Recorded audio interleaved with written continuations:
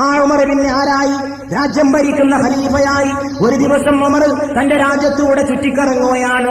രാജ്യം ഭരിക്കുന്ന ഉമർ രാത്രിഞ്ചരനായിരിക്കുകയാണ്. ചാരനെ പോലെ തന്റെ രാജ്യവാസികൾ എങ്ങനെ ജീവിക്കുന്നുവെന്നറിയാൻ അതാ നടക്കുകയാണ്. പെൺമക്കളെ ജീവനോടെ കൊന്നിട്ട് പെൺവർഗത്തെ വെറുത്തിരുന്ന ഉമർ അതാ ഒരു വീട്ടിൽ നിന്നൊരു വിളക്ക് കാണുന്നു. രാത്രി ഒറ്റക്ക് ഉമർ ആ വീട്ടിന്റെ അടുത്തേക്ക് നടന്നു ചെല്ലുന്നു. അമീറുൽ മുഅ്മിനീൻ നടന്നു ചെല്ലുന്നു ആ വിളക്കിന്റെ അടുത്തേക്ക്.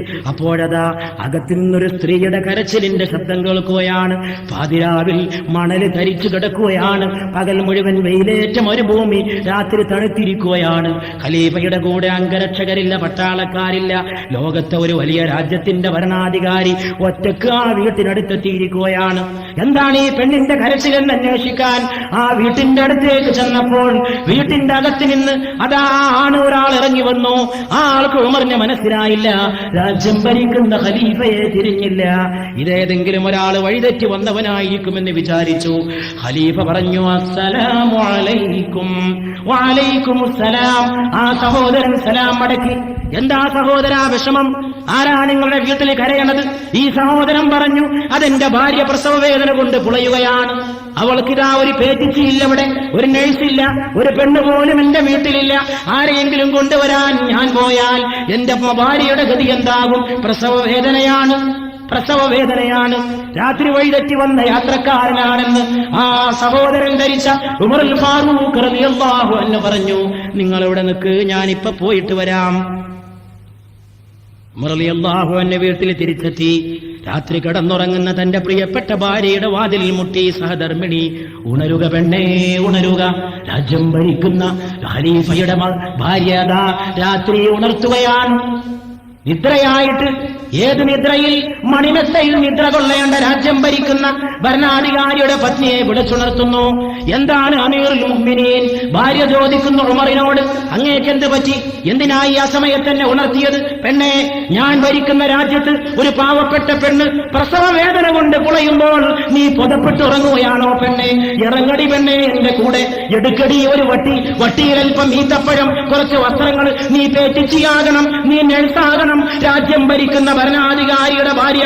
ലോക ചരിത്രത്തിൽ ഒരിക്കലേ ഇങ്ങനെ സംഭവിച്ചിട്ടുള്ളൂ. 2 വട്ടം സംഭവിച്ചിട്ടില്ല. അമേരിക്കയിലുണ്ടായിട്ടില്ല, റഷ്യയിലുണ്ടായിട്ടില്ല. ഏകാധിപതികൾ, ജനാധിപത്യത്തിന്റെ നേതാക്കന്മാർ പലരെയും ഈ ഭൂമി കണ്ടു. ഇങ്ങനെ ഒരാളെ ഭൂമി പിന്നെ കണ്ടിട്ടില്ല, അതിനു മുമ്പും കണ്ടിട്ടില്ല. തന്റെ രാജ്യത്തിലെ ഒരു നാടൻ പെണ്ണിന്റെ പേരെടുക്കാൻ രാജ്യം ഭരിക്കുന്ന ഭരണാധികാരി തന്റെ പ്രിയപ്പെട്ട പത്നിയെ ഇറക്കിക്കൊണ്ടു പോവുകയാണ്. ആ വീട്ടിലെ കഥ ഈ രാത്രിഞ്ചരൻ തിരിച്ചു വരുന്നു. തന്റെ പ്രിയപ്പെട്ട ഭാര്യയെ കൂട്ടിക്കൊണ്ട് തിരിച്ചു വരുന്നു. ആ വീട്ടിലെ സഹോദരൻ ഓർത്തുപോയി, ഇയാൾ ആരാണ്? വഴിതെറ്റി വന്ന ഈ യാത്രക്കാരൻ ആരാണ്? വഴിതെറ്റി വന്ന ഈ യാത്രക്കാരനിതാ തന്റെ ഭാര്യയെ കൊണ്ടുവന്നിരിക്കുന്നു എന്റെ പെണ്ണിന്റെ പ്രസവമെടുക്കാൻ. ഖലീഫയുടെ ഭാര്യ അകത്തേക്ക് പോയി പ്രസവത്തിന്റെ ശുശ്രൂഷകൾ നടത്തുമ്പോൾ അമീറുൽ മുഅ്മിനീൻ 2 കയ്യും കെട്ടി വീട്ടിന്റെ ഉമ്മറത്ത് കാവലിരിക്കുകയാണ്. ഒരു നാടൻ പെണ്ണിന്റെ പേരിന് കാവലിരിക്കുകയാണ്. ഈ ഉമറിനെ കണ്ടിട്ടാണ് പേർഷ്യൻ കൊട്ടാരം വറകൊണ്ടത്. ഈ ഉമറിനെയാണ് പേർഷ്യക്കാര് ഭയപ്പെട്ടത്. ഈ ഉമറിന്റെ നാവിലാണ് സത്യമുണ്ട് എന്ന് അല്ലാഹുവിന്റെ റസൂൽ വിളിച്ചു പറഞ്ഞത്. ആ ഫാറൂഖിനെ കുറിച്ചാണ് ഇന്ത്യയുടെ രാഷ്ട്രപിതാവ് മഹാത്മാഗാന്ധി പറഞ്ഞത്. ഞാൻ എന്റെ രാജ്യമായ ഭാരതത്തിന് ആഗ്രഹിക്കുന്ന ഭരണം ഖലീഫ ഉമറിന്റെ ഭരണമാണ്. അവിടെ നീതിയുണ്ടാകും, അവിടെ ജനാധിപത്യമുണ്ടാകും, അവിടെ സ്വജനപക്ഷപാതമില്ല, അവിടെ അഴിമതിയില്ല, അവിടെ ഏറ്റവും നല്ല സമത്വമുണ്ടാകും, അവിടെ സത്യം പുലരും. ആ ഉമർ കാവൽ നിൽക്കുകയാണ്. അസ്വസ്ഥനായിട്ട് ഉമർ വിരല് കടിച്ചിട്ട് വരാന്തയിലൂടെ ഉലാത്തുകയാണ്. ഈ പെണ്ണിന് എന്തെങ്കിലും പറ്റാതിരിക്കട്ടെ, എന്റെ ഈ പാവപ്പെട്ട സഹോദരി സുന്ദരമായിട്ട് പ്രസവിക്കട്ടെ. അപ്പോൾ അകത്ത് നിന്നൊരു കുഞ്ഞിന്റെ കരച്ചിൽ കേൾക്കുകയാണ്. ഉടൻ തന്നെ അകത്തുള്ള പേറ്റിച്ചിയാരാണ്?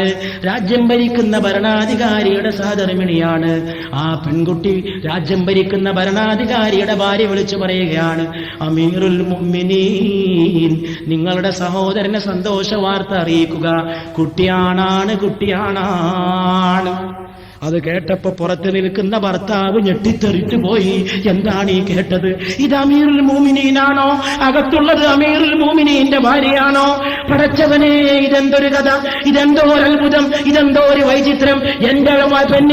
എന്റെ ഭാര്യയുടെ പേരെടുക്കാൻ വന്ന് നിൽക്കുന്ന ഈ മനുഷ്യൻ കിസ്റായുടെ കൈസറിന്റെ കൊട്ടാരങ്ങളെ വറകൊള്ളിച്ച ഉമറാണോ?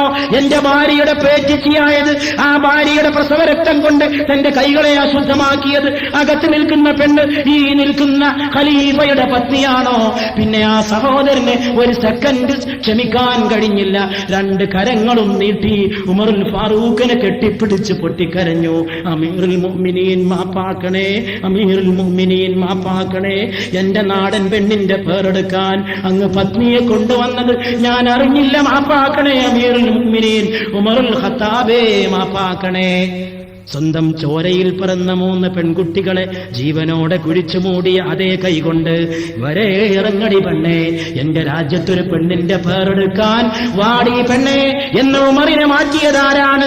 അത് ഈ കിഴക്കിന്റെ രാജാവാണ്, അത് പടിഞ്ഞാറിന്റെ രാജാവാണ്, അത് ഭൂതകാലത്തിന്റെ തുടിപ്പാണ്, അത് വർത്തമാനത്തിന്റെ കരുത്താണ്, അത് ഭാവിയുടെ നായകനാണ്, അത് മക്കയുടെ നിലാവാണ്, അത് മദീനയുടെ കുളിരാണ്, അത് ചരിത്രത്തിന്റെ പുളകമാണ്, അത് കാലത്തിന്റെ വിളയാളമാണ്, അത് വിപ്ലവത്തിന്റെ തീപന്തമാണ്, അത് പരിവർത്തനത്തിന്റെ പടപ്പാട്ടാണ്, അത് നീതിയുടെ പടവാളാണ്, അത് സത്യത്തിന്റെ പര്യായമാണ്, അത് മുഹമ്മദാണ്, മുഹമ്മദാണ് സല്ലല്ലാഹു അലൈഹി വആലിഹി വസഹബിഹി വസല്ലം.